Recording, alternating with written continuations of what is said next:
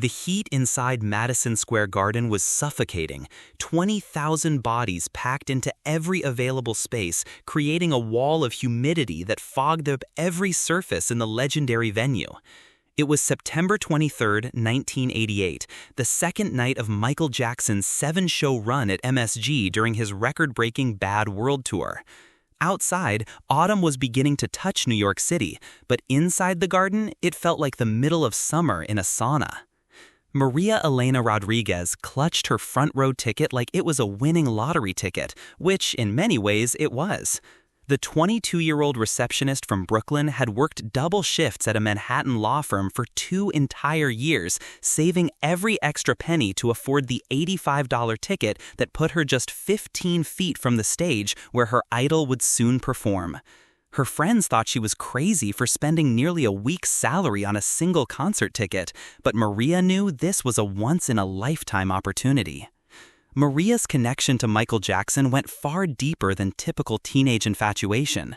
She had grown up in a cramped apartment in Sunset Park with her grandmother, Esperanza, who had raised her after her parents died in a car accident when she was 7. Esperanza worked as a seamstress in Manhattan's garment district, and during the long hours when Maria was alone after school, she would play Jackson 5 records on repeat on an old turntable her grandmother had bought at a pawn shop. "Mijo," her grandmother would say in her heavy Puerto Rican accent, "that boy Michael, he sings like an angel, but he carries pain in his eyes like you do." Esperanza understood loss, having left her homeland at 16 to build a new life in America. She saw something in Michael Jackson's music that spoke to the universal experience of overcoming hardship, and she encouraged Maria's devotion to his artistry as a form of healing. By 1988, Maria had been through junior college, learned to speak English without an accent, and landed her first professional job. But she never forgot those afternoons listening to "I'll Be There" and "Never Can Say Goodbye" while doing homework at the kitchen table. When the Bad World Tour was announced and tickets went on sale, she was first in line at the Tower Records on Broadway at 6 a.m., having slept on the sidewalk in a sleeping bag.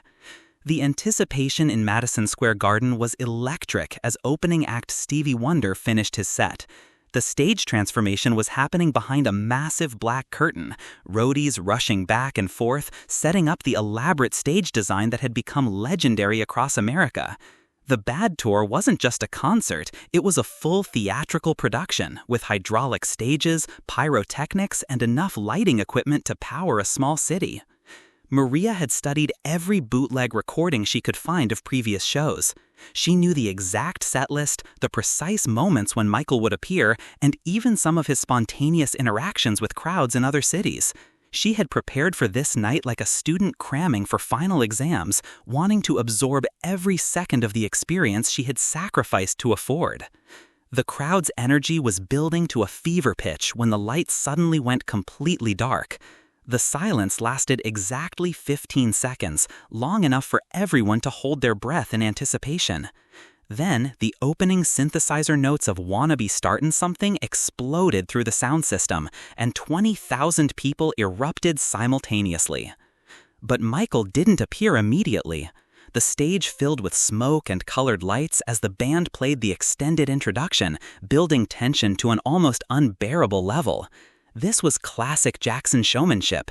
Make them wait, make them want it, make the eventual appearance feel like the arrival of royalty. When he finally emerged from beneath the stage on a hydraulic lift, wearing the iconic military-style jacket that had become his signature look, the screaming reached levels that probably violated New York City noise ordinances. Maria found herself crying immediately, overwhelmed by the proximity to someone who had been such a constant presence in her life through music. The first 45 minutes of the show proceeded exactly as Maria had expected from studying other performances.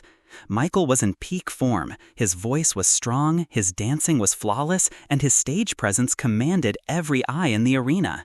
He performed "The Way You Make Me Feel," "Another Part of Me," and "I Just Can't Stop Loving You" with the precision of a Swiss watch.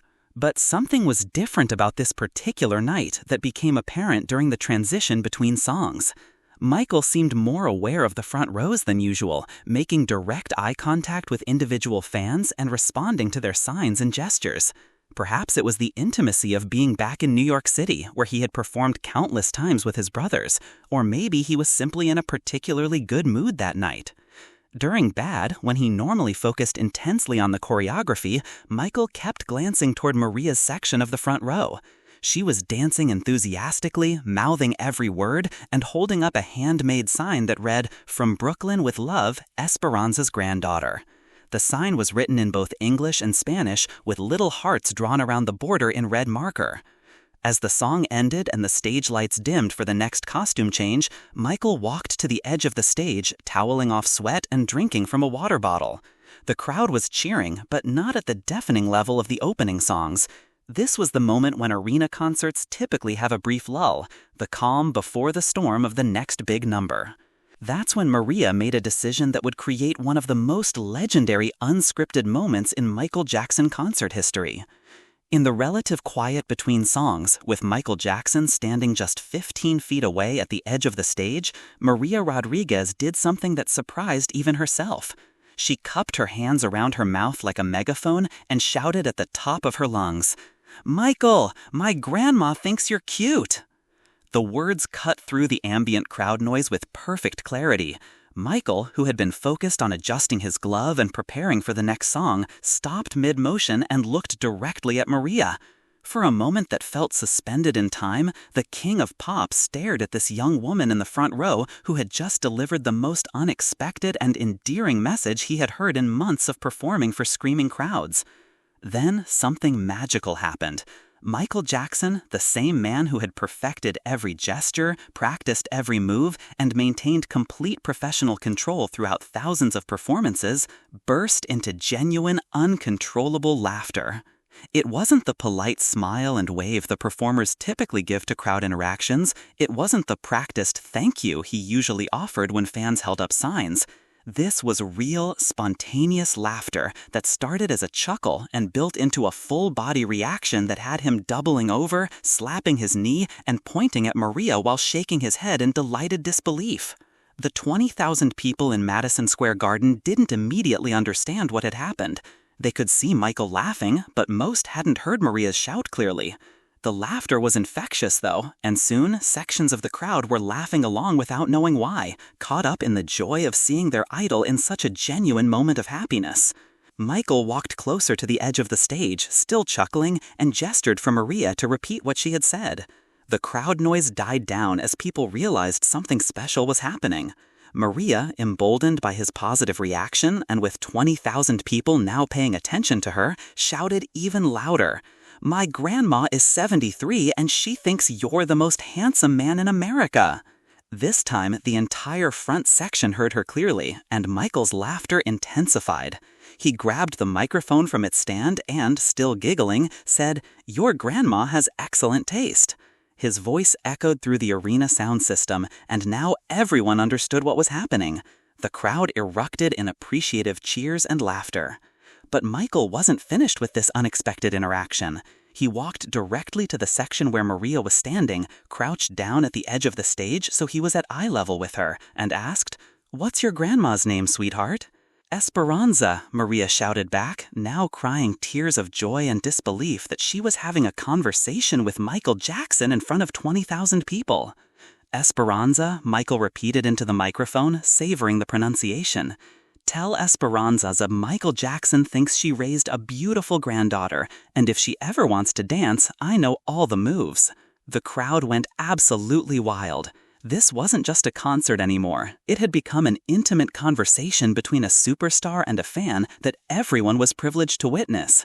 Michael started doing some of his signature dance moves right there at the edge of the stage, as if he was performing specifically for Esperanza, wherever she might be watching. Maria was sobbing with joy, and Michael noticed. His expression softened with genuine concern, and he asked, "Is she here tonight?" She managed to say through her tears, "She wanted to come, but she's in a wheelchair and the stairs are too hard." Michael's face showed a moment of real emotion, not the performed emotion of his songs, but genuine human feeling. He stood up, walked back to center stage, and took the microphone with him. "Ladies and gentlemen," he announced, his voice now serious and warm, Tonight, this show is dedicated to Esperanza in Brooklyn, who raised her granddaughter to have such a beautiful heart, and to all the grandmothers who teach us about love. The arena erupted again, but this time it was different. It was the sound of 20,000 people who had just witnessed something rare and precious, a moment of real human connection in an age of manufactured celebrity interactions. Behind the scenes, the concert crew was scrambling. This wasn't in the script. The lighting technicians didn't know what to do next. The sound engineers were trying to figure out how to transition back into the planned set list.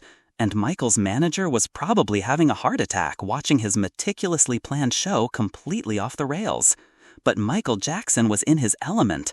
This spontaneous moment had energized him in a way that even his biggest hits couldn't. He was feeding off the crowd's energy, and they were feeding off his genuine joy. It was a perfect feedback loop of authentic emotion that transformed the entire atmosphere in the arena. He spent another 5 minutes interacting with other fans in the front row.